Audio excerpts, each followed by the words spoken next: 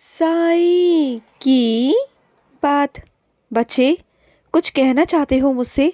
कहो ना, मैं सुन रहा हूँ। तुम्हारी बात मैं सुन रहा हूँ मेरे बच्चे, मुझसे कह दो। मैं जानता हूँ तुम्हारे दिल में कोई बात है, तो मुझसे कह दो, मैं सुन रहा हूँ। मैं उसे पूरा ज़रूर करूँगा।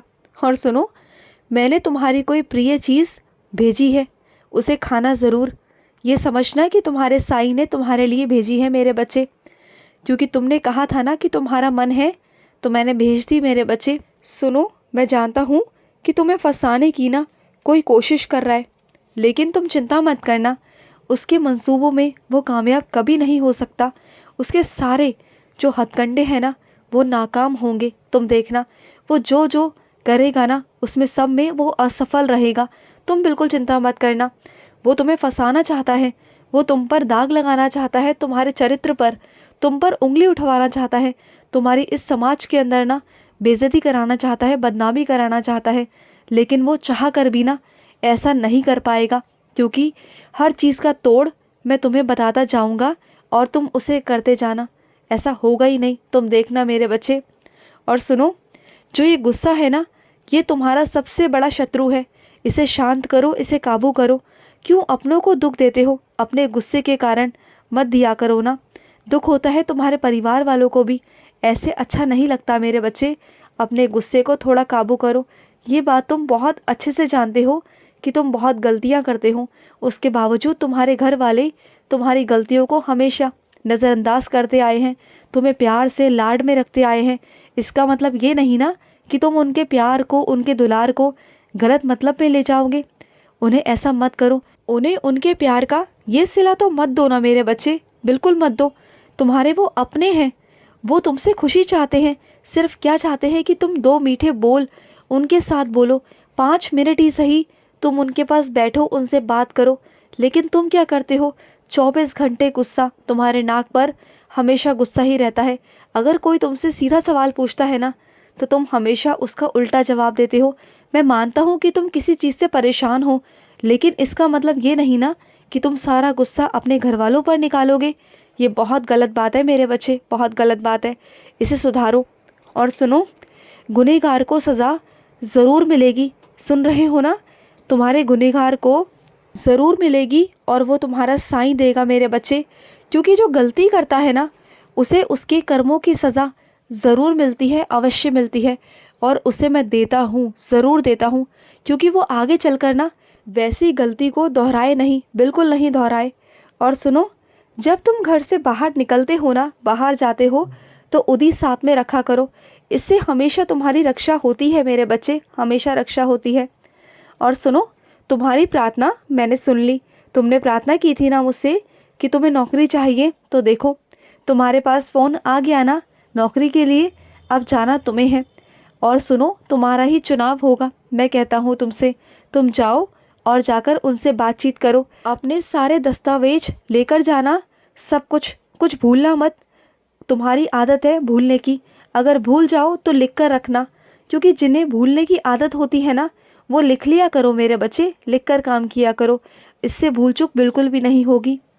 और सुनो, तुम्हारा साईं वो ताकत है ना कि तुम्हें समुद्री तूफानों से भी बचा सकता है। जो विश्वास की यात्रा पर चलता है ना, उसे साईं की दिव्य कृपा, शांति प्राप्त होती है। और जो साईं की शिक्षा है ना, उसमें आशा की मशाल पैदा होती है। जो चुनौतियाँ होती हैं ना, उनसे लड़ने की ताकत मिलती है। और जो साईं की छत्र छाया है ना, वो हर एक निराशा को त्यागती है, और वहाँ पर हमें एक नई ऊर्जा प्राप्त होती है, साहस मिलता है लड़ने के लिए, और हमें हमेशा आगे बढ़ने के लिए प्रोत्साहन मिलता है, प्रेरणा मिलती है, मार्गदर्शन मिलता है। और साईं सदैव हमारी सुरक्षा का वादा करते हैं हमेशा। चाहे हम परेशानियों में हो ना, अगर हम अपनी आंखें बंद करें ना, तो वो वादे हमें याद आते हैं, वो वचन हमें याद आते हैं जो तुम्हारे साईं ने तुमसे किए हैं। बस मैं तुमसे इतना कहता हूँ कि तुम मेरी तरफ देखो और मैं तुम्हारी तरफ देखूंगा, और सदैव सुरक्षा का वादा मैं लेता हूँ तुमसे। तुम्हें हर चीज़ से बचाऊंगा। तुम्हारा अटल जो विश्वास है ना, वो साहस में बदल जाएगा। तुम्हारा निराशा आशा में बदल जाएगी। और मैं तुम्हारा स्थिर साथी हूँ। जीवन भर मैं तुम्हारा साथ निभाऊंगा, जीवन भर। और तुम्हारी जितनी भी चिंताएं हैं ना वो ऐसे गायब हो जाएंगी ना कि तुम्हें पता ही नहीं चलेगा, और तुम्हारी सारी प्रार्थना, तुम्हारी सारी इच्छाएं पूरी होंगी। सारी इच्छा, बस तुम्हारा असीम प्रेम होना चाहिए।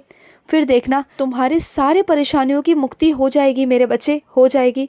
और सुनो, रोज़ ना अखबार पढ़ने की आदत डालो। जितना तुम अपने घर में रहते हो ना उतना ही तुम आसपास की और दुनिया की खबरें भी रखा करो कि दुनिया में क्या चल रहा है, और उसके लिए तुम्हें रोज़ अखबार पढ़ना पड़ेगा। इसे अपने आदत में डालो। मैं जानता हूँ कि जिस वक्त तुम जहाँ पर होते हो ना वहाँ पर तुम्हें अखबार नहीं मिल पाता, परेशान हो जाते हो, तो चिंता मत करना, तुम तक अखबार पहुँच जाया करेगा और तुम उसे रोज़ पढ़ना, रोज़ पढ़ना। और कुछ मेरे बच्चों के हाथ में ना इतना जादू है ना कि वो पूरन पोली बहुत स्वादिष्ट बनाते हैं, बहुत स्वादिष्ट।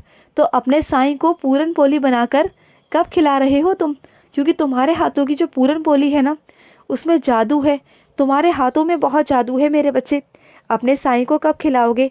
खिलाओगे ना? और सुनो, जिन मेरे बच्चों का मुझ पर अडिग विश्वास होता है ना, बिल्कुल अडिग विश्वास, उसके हर चीज़ को मैं स्वयं आकर पूरा करता हूँ, खुद आकर। और सुनो, जितने भी समझदार लोग होते हैं, ज्ञानी लोग होते हैं ना, उनकी पहचान होती है कि वो कम बोलते हैं, बहुत कम बोलते हैं, पर उनका दिमाग तेज़ी से दौड़ता है। उन्हें ना लिखना बहुत पसंद होता है। तो ऐसे लोग ना बहुत समझदार होते हैं, बहुत ज्ञानी होते हैं। सबको लगता है कि वो बेवकूफ़ है, लेकिन वो बेवकूफ़ नहीं होते। वो सबसे ज़्यादा दिमाग के होते हैं, सबसे ज़्यादा उनके अंदर बुद्धि होती है, क्योंकि वो अपनी ऊर्जा को इस तरह व्यर्थ नहीं करते बातें कर कर इधर उधर की। वो हमेशा अपना समय अपने काम में ही लगाते हैं, हमेशा। और सुनो, जहाँ तुम्हारी गलती नहीं थी ना वहाँ पर तुम्हें दोषी ठहराया गया है, मैं जानता हूँ।